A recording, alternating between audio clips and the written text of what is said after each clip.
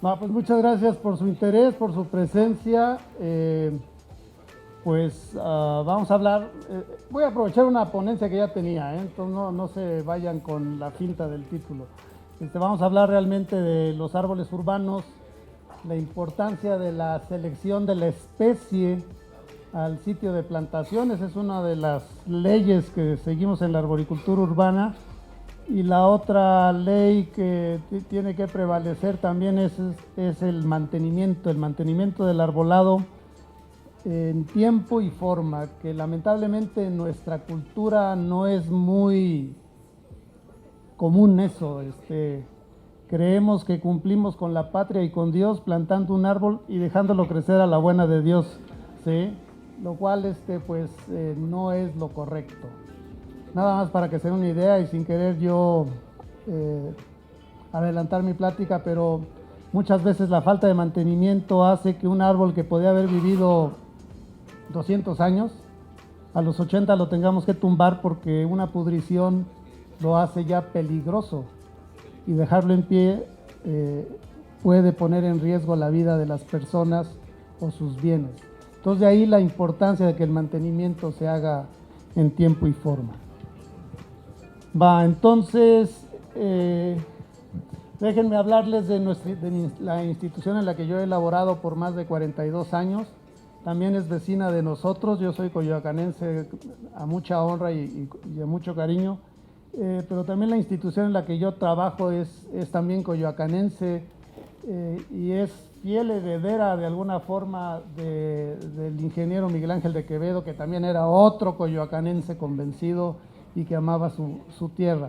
Nosotros estamos junto al vivero de Coyoacán, no en el vivero, sino junto al vivero de Coyoacán, en la avenida Progreso, y mi institución podrían pensar que es relativamente joven, 35 años, no suena mucho, pero realmente son 35 años de que esas tres instituciones se juntaron. Cuando el terremoto del 85, que hubo una reducción presupuestal muy severa, los tres institutos de investigación que tenía el gobierno federal se juntaron en uno solo.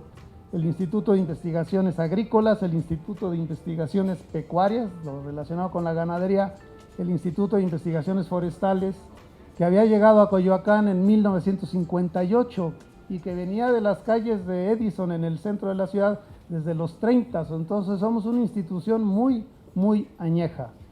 El INIFAP como tal pues ha desarrollado muchos trabajos, mucha investigación agrícola, mucha investigación de ganadería, mucha investigación forestal, y puedo decirles que es la institución pionera en cuestiones de arbolado urbano y áreas verdes urbanas en México, desde esta perspectiva forestal, desde esta perspectiva en donde los árboles son el tema principal. No hacemos arquitectura del paisaje, no hacemos jardines de polinizadores, no hacemos jardines de colibríes, no, eso no es lo nuestro son los árboles, ¿sí? Como tales. Y para que se den una idea, muchos de los ciudadanos de México no conocen nuestra institución porque no están en el gremio, en el sector agrícola o ganadero, pero todos los garbanzos que se comen en México son de líneas mejoradas genéticamente por investigadores del INIFAP. Todo el arroz que se comen también viene de líneas mejoradas por investigadores del INIFAP. La cebada que se consume en la cerveza viene de líneas mejoradas por investigadores de nosotros, o métodos silvícolas de aprovechamiento forestal viene de trabajos que han hecho nuestra gente. Algo que importa y que voy a referir rápidamente es el concepto que nosotros manejamos, que es el bosque urbano. Por eso los forestales estamos metidos en eso. Yo soy biólogo, pero soy un biólogo forestal, ¿sí? Entonces, para nosotros el arbolado en las ciudades es el bosque urbano. Entonces, si me escuchan oír ese término, no se escandalicen, no piensen que se me fue a mí el avión. Estamos hablando de un tipo especial de bosque, el bosque que crece en las ciudades. Y entonces el bosque urbano se compone principalmente del arbolado de alineación y de las áreas verdes urbanas.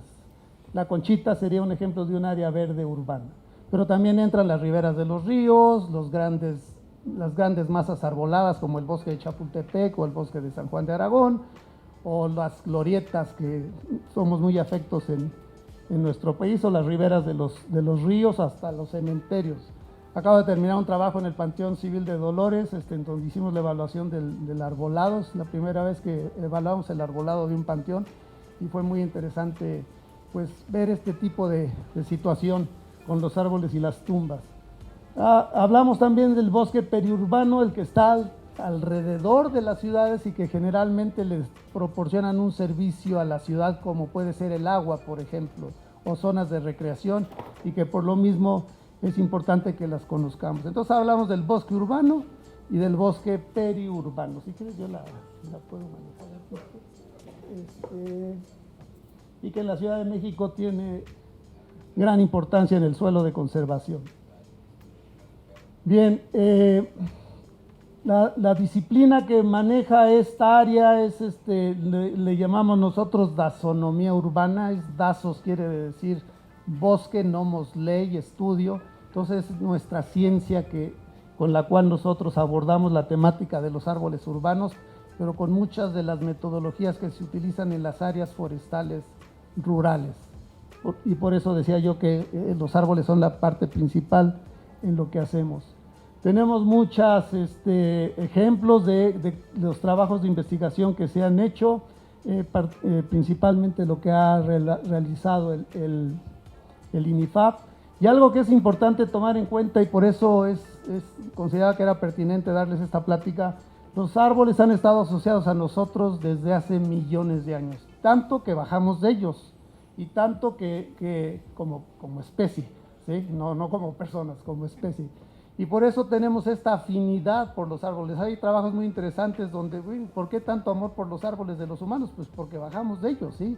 Y nos reconocemos con los olores, con los colores, con la estructura de ellos. Y están muy asociados los ritos, a las cuestiones religiosas, etcétera. Y para ello, pues en muchas de las culturas del mundo encontramos esa situación. También está asociada el arbolado, las masas arboladas, con esta cualidad estética que tienen los árboles, que tienen los bosques y que utilizamos en los proyectos de diseño, en los proyectos arquitectónico-paisajísticos, en donde se usan como elementos importantes para ello. Sin embargo, a finales del siglo XIX se empezó a ir más allá y a reconocer que los árboles en las ciudades proporcionaban muchos más beneficios que adornar la ciudad. Y uno de los primeros impulsores de ello, y hay que reconocer como una persona que estaba adelante de lo que estaba sucediendo y viendo hacia adelante de la importancia del arbolado urbano, fue el ingeniero Miguel Ángel de Quevedo, ¿sí? En donde él empezó, a través de las oficinas en las que laboró, en los medios de divulgación que pudo o que fue responsable, empezó a promover el uso de los árboles y la creación de masas arboladas en nuestras ciudades, como por ejemplo la revista México Forestal, que por muchos años se editó aquí en México, y en donde se habló, por ejemplo, entonces de los beneficios derivados de los árboles urbanos y de los bosques urbanos a favor de la salud pública, como retenedores de polvo, como lugares que oxigenaban los sitios y que repercutía en nuestra salud. Claro, mucho de eso era empírico, no había datos, no había mediciones, era simple observación de las personas.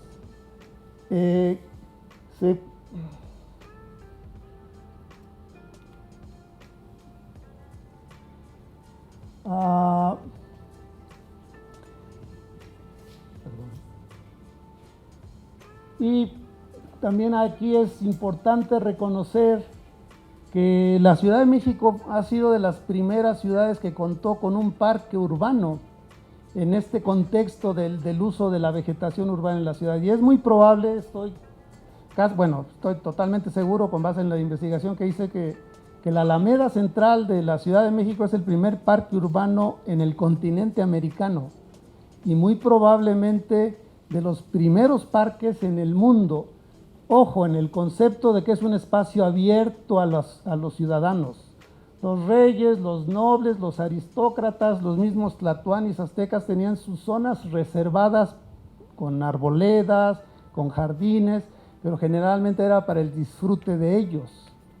Ya el concepto de una área verde abierta a los ciudadanos, eso empieza en México por lo menos con la Alameda Central, que es establecida en 1592. Se construye en 1598. Y la idea del bosque de Chapultepec también como un bosque periurbano que le proporciona un servicio a la ciudad. En 1530, cuando el ayuntamiento de la Ciudad de México le dice al rey de España, Carlos I, le dice: oye, el bosque de Chapultepec no puede ser propiedad de Hernán Cortés, porque el agua que abastece a la ciudad es de ahí, la ciudad no puede estar a expensas de una persona. Y entonces hacen la gestión, el rey le concede la propiedad del bosque a la Ciudad de México, y por eso, bajo el concepto actual, consideramos al bosque de Chapultepec también como uno de los primeros bosques periurbanos del mundo, es decir, propiedad de la ciudad, no del rey, no del tlatoani, propiedad de la ciudad para satisfacer un servicio a la ciudad, que era el agua, fundamental. Bien, los servicios ambientales como el agua, la salud pública, el valor estético, empieza a cambiar cuando, gracias a la investigación, empezamos a reconocer que hay otros beneficios que nos proporcionan los árboles urbanos. Y es cuando hablamos de este cambio de paradigma y empiezan muchas disciplinas a participar, empiezan a realizarse muchos proyectos, por ejemplo, utilizando a los árboles en los elementos, como elementos naturales, y es cuando se fortalece, por ejemplo, la arquitectura del paisaje. Entonces ahora pues hablamos de una influencia en el clima. Todos los que vivimos cerca de un área verde urbana podemos notar esta intervención, esta influencia de las áreas verdes que están en su cercanía, la posibilidad de realizar ejercicio en esos sitios, poder descansar, caminar, incluso pues pasar un rato agradable sin estar pensando en el trabajo o en cuestiones de la ciudad, y que ha sido muy estudiado por disciplinas como la psicología ambiental, por ejemplo, la realización de ejercicio físico en esos sitios, como el mismo vivero, que todos lo reconocemos como un área para ir a correr o para ir a caminar, elementos estéticos para los proyectos, por ejemplo, de arquitectura del paisaje.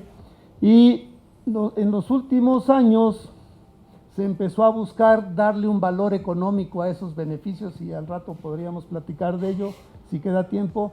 Y obviamente, ya lo mencionábamos hace rato, sitios para el establecimiento de otras plantas herbáceas, plantas arbustivas y especies animales también que pueden utilizar esos sitios. Entonces, como lo ven, hay una gran cantidad de beneficios derivados de la presencia del bosque urbano, gracias a los árboles, que serían los elementos primordiales, que son los grandes aportadores, por ejemplo, de oxígeno, de humedad al ambiente, de sombra, y que influyen en el microclima y mesoclima del lugar.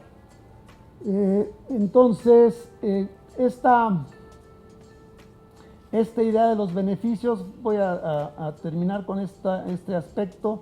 Esta idea de los beneficios cambia hace unos 30 años, cuando empezamos a hablar ya no de los beneficios, sino de los servicios ambientales proporcionados por el bosque, siguiendo la temática forestal, y nos empezamos a preocupar en cuantificarlos, no nada más decir, sí, los árboles son muy buenos, son bonitos, nos ayudan mucho y proporcionan muchas cosas, sino empezar a buscar datos fuertes, datos duros, que es donde se empezó a cuantificar, por ejemplo, cuánto dióxido de carbono retienen los árboles en la ciudad y cuánto ayudan a disminuir o aportan una contribución al fenómeno del calentamiento global para reducirlo, cuánto es lo que se reduce en temperatura. Empezamos a hablar de esa famosa isla de calor urbana, en donde sabemos que las ciudades son más calientes que los alrededores de la ciudad, y se empieza a cuantificar por qué nos sentamos tan a gusto en un parque y de cuál es la diferencia en grados y en porcentaje de humedad, cuánta agua es retenida por el follaje de los árboles y sus raíces para evitar que esa agua se pierda y que mejor se infiltre al subsuelo, cómo contribuyen en abastecer el subsuelo de las ciudades, estas áreas verdes con suelo permeable que permite el paso, cuánto estamos dispuestos a valorar los sitios donde realizamos estas actividades físicas o de esparcimiento o de relajación, por ejemplo. Y finalmente se empieza a cuantificar estos trabajos y a buscar un valor económico a ello. Ese ha sido el último gran aporte, yo diría, para poder demostrar de una manera cuantitativa esta influencia del arbolado, y es donde entra este servicio para valorar los servicios ecosistémicos, un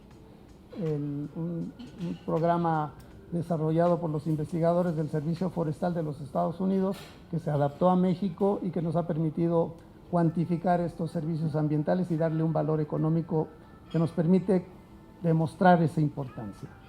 Vale. Voy a hacer entonces aquí el paso a las fotos y mencionaba yo, creo que es esta.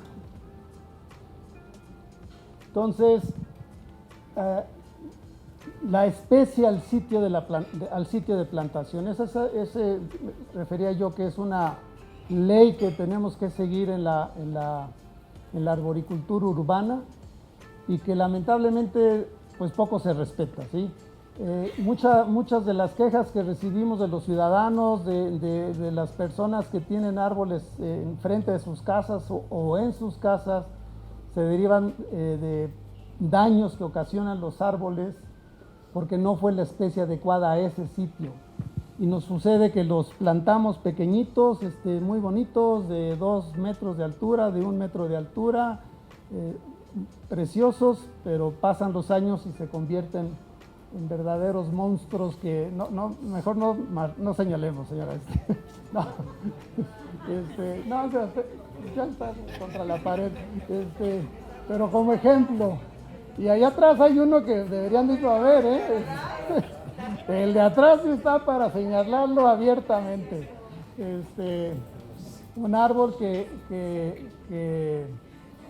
pues alcanzó una dimensión que probablemente el que lo plantó aquí ni lo pensaba, ¿sí? Entonces tenemos que luchar contra ellos, por eso es muy importante esto que decían hace rato de los proyectos que se realicen de manera multidisciplinaria, en donde combinen su conocimiento los arquitectos paisajistas, los biólogos conocedores del tema. Ojo, yo soy biólogo, pero no quiere decir que todos mis colegas sepan de lo que yo sé o que sepan de plantas hortícolas o que sepan de plantas polinizadoras. Necesitamos tener gente que sea experta en el tema, no nada más por haber egresado de una carrera nos permite abordar una temática que muchas veces es muy especializada, ¿sí? Muy especializada, y por eso la importancia de escoger o de que se junte un grupo adecuado. Volviendo a lo de las especies, ¿se fue? Y ahí viene, ya viene, se fue por tiempo. Entonces, volviendo a lo de las especies, tomar en cuenta si es una banqueta, podríamos ir pasando fotos, y tomar en cuenta si es una banqueta, si es un camellón, si es un parque, para que en función de ello,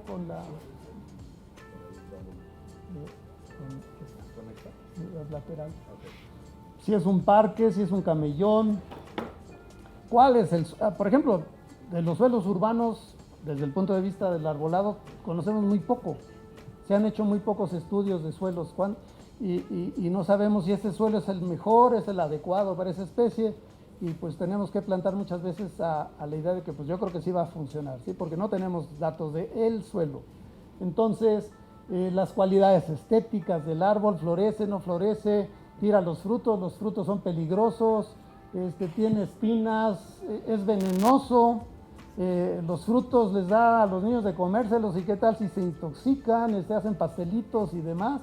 Entonces hay una serie de cualidades que tenemos nuestras pobres palmeras que se nos están, bien tienen enemigos, graves problemas de plagas y enfermedades o no, hay forma de prevenir esa situación o no, etcétera, ¿sí? Entonces hay una serie de elementos pues que debemos de tomar en cuenta y que en el caso de lugares como la Conchita pues amerita hacerlo con mayor énfasis pues porque es un espacio limitado y de alta intensidad de uso, ¿sí?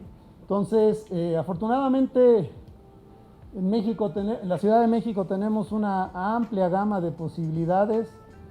Para que se den una idea, en el bosque de Chapultepec, en la primera sección del bosque de Chapultepec nada más, tenemos registradas 163 especies diferentes. Muchos árboles son fresnos, son truenos, son ahuehuetes, pero muchos otros, ahí están una sola especie, pero tenemos un abanico, dirían los arquitectos, ¿cómo dicen ustedes? Una paleta muy, muy amplia de posibles especies que se pueden utilizar buscando el sitio en donde la debemos de plantar esa especie y pensando a mediano y largo plazo, ¿sí? No cuando está bonito de dos, sino a mediano y largo plazo, porque va a llegar a ese tamaño, que es lo que queremos, que llegue a ese tamaño, ¿sí? Que lleguen a ese tamaño.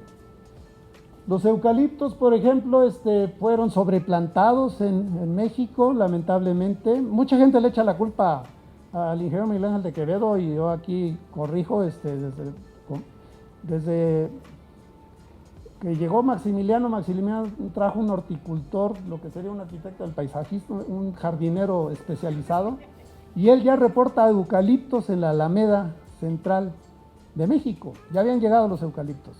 Lo que sucede es que luego fueron utilizados ampliamente y en los viveros se propaga muy fácil el vivero. Se propaga muy fácil el eucalipto en vivero. Entonces, los encargados de los programas de reforestación, pues lo que encontraban en los viveros era eucalipto y a plantar. Y era muy aguantador, era una especie muy tolerante, muy rústica, hasta que la sequía y una plaga y 2 o 3 plagas que han llegado, los empezaron a diezmar severamente. Pero sí, la madera es quebradiza, pero es que lo plantamos donde no debíamos haber. Bueno, lo plantaron, perdón, yo no he plantado un solo eucalipto. Lo plantaron en donde no deberían de haberlo plantado. Y la culpa no es del eucalipto, es como el dicho, la culpa no es del indio, sino quien lo hace compadre. Pues aquí la culpa no es del eucalipto, sino de quien lo plantó en el camellón de 80 centímetros de Avenida Copilco. ¿A quién se le ocurrió esa situación? ¿Sí? Bueno, entonces hablábamos del número de especies, del gran número de especies que tenemos disponible y lo que tenemos y muchas de ellas nativas, bueno, esas no tanto, pero hay como esas, la albicia, por ejemplo, muchas de ellas nativas, las ceibas o una parienta de las ceibas que me fue ahorita, la bahuina también, divaricata, que también es una especie arbustiva, de porte arbustivo. Tenemos muchas, es cuestión nada más de buscar qué queremos y en dónde la queremos plantar. Árboles, arbustos, palmeras, coníferas, árboles de hoja ancha, muchas, el liquidamba, por ejemplo, ¿sí? Y ese está aquí en el Hospital de la Ceguera, dentro, en Coyoacán. El colorín, por ejemplo, solo no sé por qué al Indio Fernández se le ocurrió plantar jacarandas y colorines en la banqueta de su calle. Y pregúntenme cómo están las banquetas de Dulce Olivia. Bueno, pero ahí exageró, porque yo creo que fue él el que dijo que quería jacarandas y colorines por las flores que son muy vistosas. Por ejemplo, ese colorín está ahí en la segunda sección del bosque de Chapultepec. Bellísimo, pero claro, está en el lugar adecuado, ¿sí? Ese es un árbol tropical, es un dalium, es una oreja Enterolobium cyclocarpum, una parota, que pues obviamente aquí no podemos poner ese tipo porque además el clima no se presta, pero puede haber árboles de gran majestuosidad, de gran tamaño, que tenemos que tener mucho cuidado, como la fitolaca que pusieron aquí afuerita, ¿sí? Claro, no ahorita, eso tendrá 80 años que la pusieron o algo así. Los mezquites, por ejemplo, que son árboles muy, muy bellos, aunque aquí no prosperarían muy bien. Las mismas jacarandas, nada más hay que ponerlas en el lugar adecuado, ¿sí? Etcétera, etcétera, Cambio etcétera. la calle que está tirando la barda, que la tienen sostenida con una jacaranda enorme. No. Cuauhtémoc, muy cerca del centro. Ya toda la barda se está cayendo y está sostenida con andamios. Está la jacaranda atrás, no sé qué van a hacer. Pues tirar la jacaranda porque si no se va a acabar todo. Sí, se va a caer la El La mule que está aquí en también. la Laguna Pacífico. Sí, también. Sí, sí, sí. Son ejemplos, pero reitero, no hay que echarle la culpa al árbol, sino a quien se le ocurrió plantarlo ahí. No pensó más allá. No podrá haber un catálogo para saber qué árboles pueden plantar, porque es muchas veces las banquetas y las caídas. Sí lo hay, sí lo hay. Y pasemos entonces ahora los ahuehuetes famosos. ¿Ustedes les consultaron para ¿Andamos bien en poner el tiempo? ahuehuete en la colonieta de la palmera? ¿Perdón? ¿Les consultaron a ustedes para poner el ahuehuete en la glorieta? No, señor. No entremos en temas polémicos ahorita. ¿Sí? Entonces,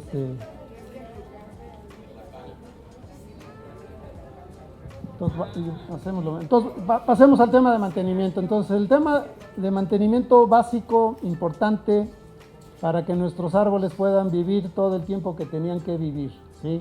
Que pueden ser 40 años, ¿eh? También las especies tienen una durabilidad diferente. Hay especies que viven 40 años, hay especies que viven 60 años, hay especies que viven 7000 años. Entonces, eso es muy importante. Entonces, actividades de mantenimiento básicas, a ver, pregunta. ¿Quién contesta una primera actividad de mantenimiento al arbolado básica? ¿Ah? Poda, muy bien, ¿otra? ¿Poda o desramada? No, poda. Poda. Poda. ¿Otra? Riego, ¿otra? Fertilización, alimentación, abono, como le quieran decir. ¿Otra? Riego, ya le dijeron, ¿otra? Fumigar en caso de que haya una plaga, no ponerse a fumigar nada más porque me late que va a haber una plaga y voy a control de plagas y enfermedades cuando es necesario, otra. Aireado, descompactar. Bien, descompactación de suelo que siempre se nos olvida. Los árboles necesitan oxígeno en sus raíces y en aquellas áreas donde hay un intenso pisoteo es conveniente hacer esta descompactación, le llamamos. Otra, la correcta distribución de los árboles, eso también es algo muy importante y los mexicanos somos muy afectos a usar cada metro cuadrado del parque que tenemos sobreplantando generalmente. Ya lo mencionó alguien hace un momento. Los árboles están sobreplantados, compitiendo por luz, compitiendo por agua, compitiendo por aire. Necesitan dióxido de carbono y empiezan a crecer todos chuecos, deformes y que nos lleva a severos problemas de estructura. Sí. Sé que se hizo este estudio para plantar aquí en la Conchita y nos dijeron que la parte donde colocaron los árboles, como digamos de prueba, fue solo un área, una jardinera. Arbustos. Mi pregunta era si esos, están bien considerados el espacio que hay entre ellos para que justo no se roben como estos nutrientes entre ellos. O sea, a mí se me hizo que pusieron muchos, pero no sé si por la especie eso sea correcto o no. Pero más bien se le dio énfasis a arbustos y a plantas herbáceas. No árboles, no. Son arbustos que no crecen más de 1,5 metros, 2 metros de altura. Por eso. Sí, no llegan a ser árboles, ¿no? Son arbustos. Son arbustos. Son arbustos que siempre van a estar en un porte bajo. Los arbustos suelen tener. No. Que yo sepa, no. La idea era hacer una especie de sotobosque con arbustos. Son 4 especies nativas, de bajo mantenimiento y de poco riego. Y además con flor. Ahí sí las flores todas van a ser amarillas. No había... También noté que unas de esos arbustos se secaron como a unas semanas. Sí, porque empezaron a entrar los perritos con las pelotas y empezaron a voltearlos. Pues obviamente una planta que recién sembraste, si la volteas y quedan las raíces expuestas, se muere. Y eso pasó mucho. Bueno, déjenme terminar entonces. Pues las actividades de mantenimiento ya las referimos y nada más quisiera yo hacer énfasis en la necesidad de la poda, que no somos muy afectos a podar. Muchas veces es necesario podar los árboles para permitir un equilibrio adecuado de las ramas, el balance de la copa, la aireación de la copa y que el árbol crezca armónico, ¿sí? Y evitar que una rama se vaya. Ramas, por ejemplo, muy largas se pueden venir para abajo, crea una herida, esa herida se empieza a pudrir, la pudrición empieza a avanzar en el tronco y es el ejemplo que yo les daba hace rato. Aquel árbol que debía de haber vivido 120, 150 años, pues a los 80 lo tenemos que estar tumbando porque está todo podrido por esa heridita que hace 40 años. Ya que se corta la rama, ¿qué se pone? ¿Ya entramos a las preguntas? Bueno, es que justo faltó el minuto de exposición Entonces, y ya vamos a pasar a los talleres. Bueno, el taller. bueno, entonces, para contestar, si la poda se hace bien, no hace falta ponerle nada. Pues contratando a la gente adecuada, a la gente que conozca dónde podar. No sé si recuerden la primera imagen que mostré, esa. Ese es el inicio de cómo se debe de empezar a podar, dónde hacer los cortes. Y para ello se necesita gente que esté capacitada para hacer ese trabajo. Y lo que menos queremos es esto. Árboles torcidos, con ramas cruzadas, muñones sin cerrar, heridas, sin cerrar, muñones sin cortar, ramas secas, etcétera, ¿sí? Entonces sí quisiera hacer énfasis nada más en la poda y que también reconozcamos que hay momentos, como todo ser vivo, que lo mejor es tirar el árbol, porque dejar árboles muertos en pie o con severos problemas ponen en riesgo la vida de las personas y de sus bienes, ¿sí? Entonces también hay momentos en que lo importante es eliminar ese problema para no afectar a alguien. Y para ello nada más déjenme cerrar con eso. La Ciudad de México cuenta con la norma de poda y derribo, que es la que regula las actividades, y no puede uno tirar un árbol nada más porque a mí me gusta tirar árboles. Hay un proceso que pasa por la gente que trabaja en las alcaldías y que está muy bien regulado todo ese proceso.